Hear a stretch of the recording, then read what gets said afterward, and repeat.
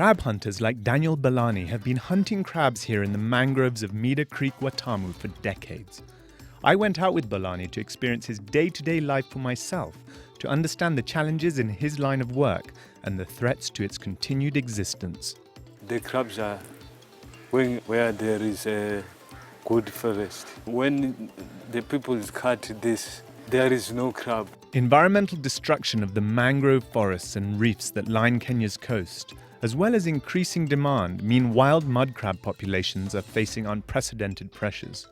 Dixon Mizinga leads a cooperative group trying to bring benefits to the local community from a crab-rearing business and restaurant, but has concerns about the sustainability of wild crab populations. That is really a problem, but of recent we've heard that there's somebody who is starting a hatchery somewhere around Malindi.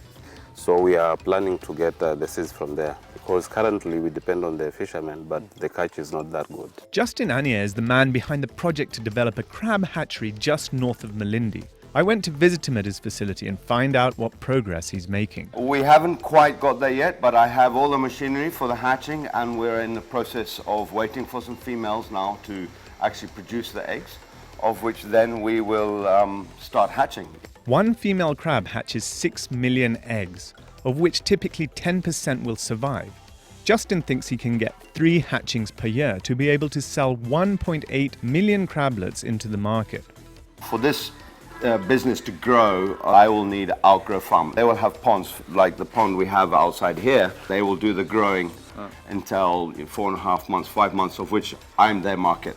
The Kenya Marine Fisheries Institute also sees the value of developing a crab hatchery, and I met Dr. David Mirera, who told me about the efforts being made by the Institute. We have requested the government to give us funds to develop a marine hatchery, and one of the species that we want to focus on is the mud crab. So once that is perfected, even the investors who want to do hatchery now, they will be able to be assisted because the technology will be developed. Only time will tell if efforts to develop Africa's first mud crab farming industry will succeed. But it seems that the people involved are coordinating and working hard to try to make it a reality. Jason Dunford, BBC News, along Kenya's coast.